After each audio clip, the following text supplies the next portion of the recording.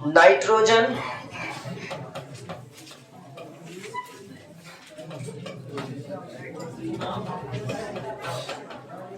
Pentoxide, क्या बना? Nitrogen pentoxide. इसी को हम और क्या कह सकते हैं? Die nitrogen pentoxide. ठीक है। साथ में जैसे आईपीसी क्या कहता है? आईपीसी कहता है कि आप उसका ऑक्सीडेशन नंबर लिख दीजिए और पेंटा वगैरह लिखने की कोई आवश्यकता नहीं। तो यहां लिखेंगे नाइट्रोजन। चलिए बताइए ऑक्सीडेशन नंबर कितनी है इसमें? +5 है ना यहाँ ऑक्सीडेशन नंबर, तो हम इसे लिख सकते हैं 5। और अब यहां केवल क्या लिख देंगे? ऑक्साइड। ये इसके नेम। ठीक, लिखो प्रिपरेशन।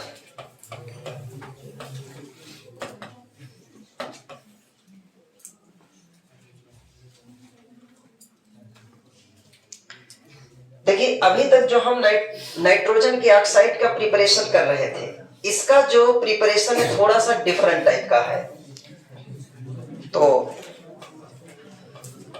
हम यहां लेते हैं HNO3। इसका नाम है नाइट्रिक एसिड। क्या नाम बेटा? Nitric acid. और इसकी रिएक्शन, हाँ ये रह गया क्या अभी?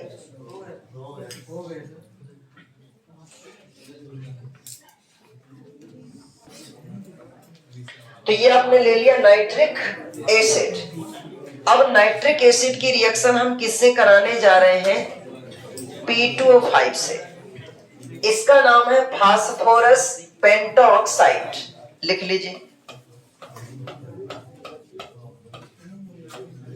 Phosphorus pentoxide. Phosphorus pentoxide.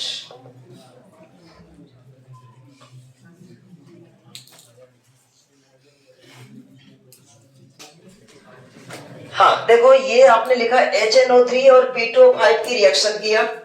इस रिएक्शन को समझना है क्या क्या हुआ, ध्यान देना। नाइट्रोजन पहुंच गया इसके पास, मान लो नाइट्रोजन किसके पास पहुंच गया? फास्फोरस के पास। और फास्फोरस पहुंच गया किसके पास? नाइट्रोजन के पास। P2 नहीं, P। यहां पर N नहीं, यहां जितनी संख्या उसी तरह, केवल आपको एटम बदलना है। तो देखिए क्या बनेगा? P की जगह क्या लाना है? N। क्या बन गया? प्लस। इस N की जगह क्या लाना है? अब ये क्या बन गया? बैलेंस करिए। इसका नाम है मेटा फास्फोरिक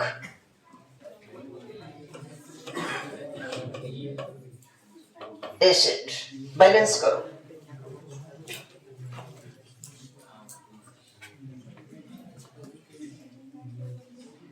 देखिए यहां फास्फोरस कितने हैं लेफ्ट साइड, तो राइट साइड कितने होने चाहिए?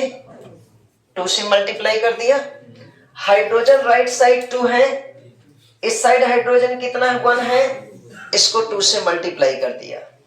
नाइट्रोजन भी 2 हो गए, नाइट्रोजन भी 2 हो गए। ऑक्सीजन बताइए, 6 ऑक्सीजन यहां है, 5 है, 11, 5 यहां, 6 यहां, 11। कंप्लीट हो गया। ये बन गया आपका नाइट्रोजन पेंटॉक्साइड। अब आपको क्या करना है? इसका स्ट्रक्चर बनाना है। लिखो। अच्छा इसमें तो इसमें लिख लो, ये आपका कलरलेस होता है। क्या होता है? कलरलेस होता है, सॉलिड होता है, और नेचर इसका कैसा है? एसिडिक है।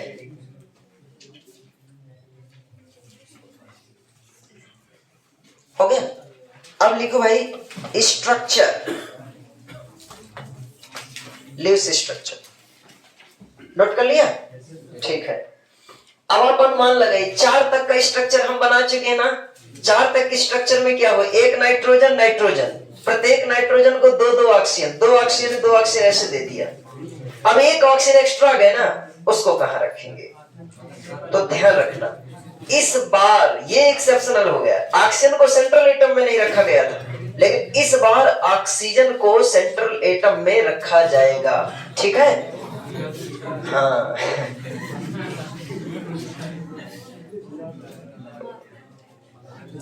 चलिए मैं इसमें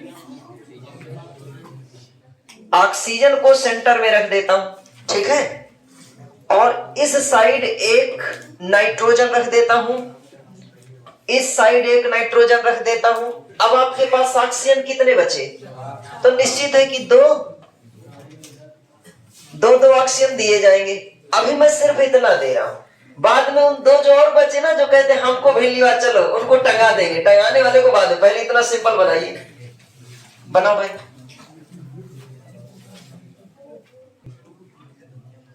हाँ, तो देखिए मैं भी यहां रख रहा हूं। सबसे पहले ऑक्सीजन इसकी ओर कितने इलेक्ट्रॉन का साझा करने की बात रखता है? 2। तो 2 इलेक्ट्रॉन इसके सामने रखा, इसके बचे कितने? 4। नाइट्रोजन ने इसकी ओर कितने दिखाया? अब साझा वाले इलेक्ट्रॉन नाइट्रोजन का कितना बचा?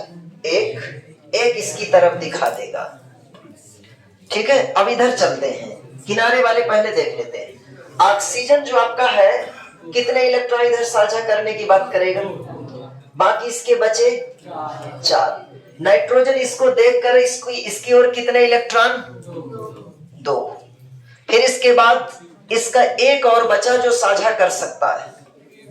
ठीक, नाइट्रोजन के बाह्य कोश में 5 इलेक्ट्रॉन होते हैं, 5 में से इसने 3 का साझा कर लिया, 2 इधर 1 इधर, कितने बचे? 2 और बचे, ये रख देना।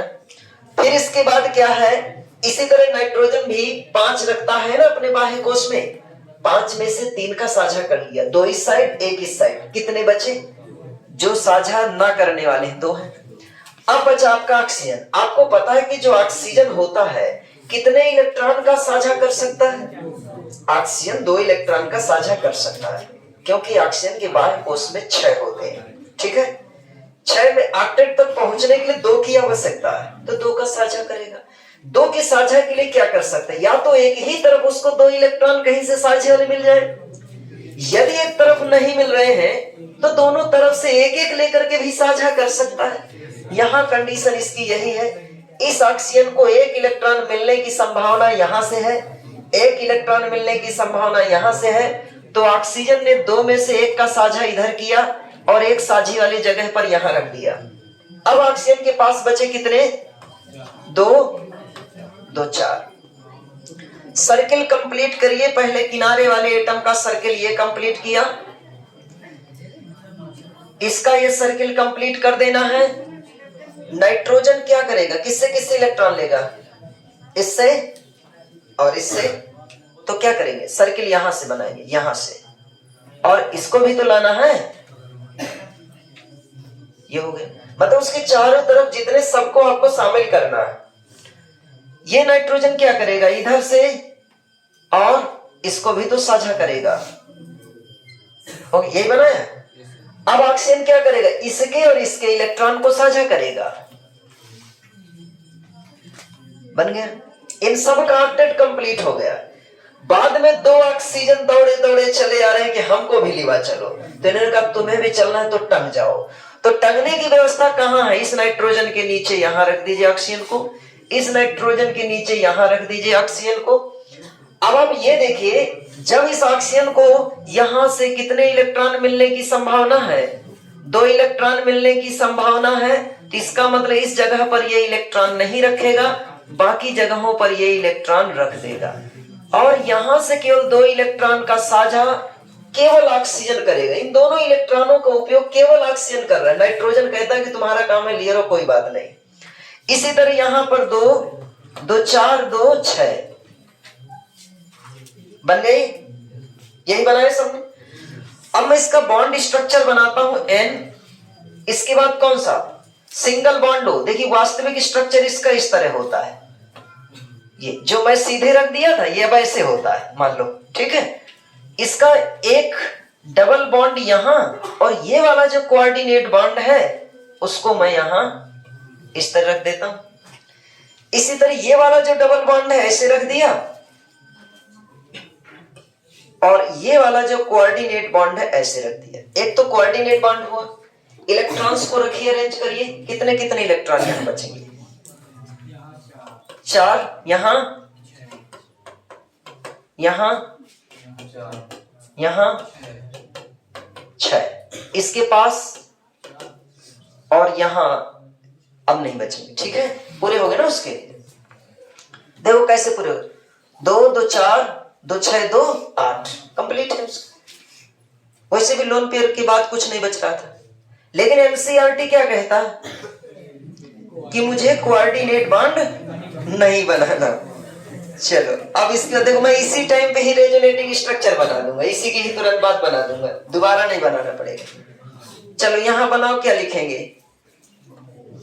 माइनस प्लस,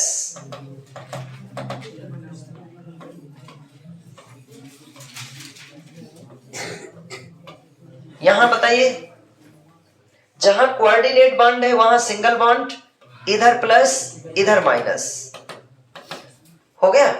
यहां पर भी इसी तरह, यहां तो रेजोनेटिंग स्ट्रक्चर में यही बना देता हूं। फिर ये तो अब समझ में आ गया ना कि रेजोनेटिंग स्ट्रक्चर बना रहे हैं। तो क्या करेंगे? हाँ, 2 में से किसी एक के बॉन्ड को चेंज कर दीजिए। 2 में से किसी एक के बॉन्ड को, चाहे ये वाले बॉन्ड चेंज कर दे चाहे इसको। यदि इसे चेंज कर रहे हैं एन, या मान ली इसे चेंज कर दीजिए, किसी को भी चेंज कर दीजिए, एन हो गया। चलो मान ली मैं इसे चेंज कर रहा हूं, तो यहां कौन सा बॉन्ड आ जाएगा? ओ, इसमें माइनस, यहां प्लस, यहां कौन सा? Double bond. ये वाला वैसा ही रखा रहेगा, double bond O, O minus. Electron arrange करिए, इसमें बताइए 4, यहां 6 होंगे ना, यहां देखो, ठीक। इसमें अब इसमें देखो एक लाइन दिख रही है, एक लाइन का मतलब 2 इलेक्ट्रॉन, टोटल होना चाहिए 8, तो 6 की आवश्यकता, 6 और रख दीजिए। एक लाइन 2 2 4, 4 इसके चारों तरफ जुड़े, और कितने चाहिए? 4, तो 2 2 4 हो गया। ये इसका रेजोनेटिंग स्ट्रक्चर हो गया। कल से हम पढ़ाएंगे नाइट्रिक एसिड।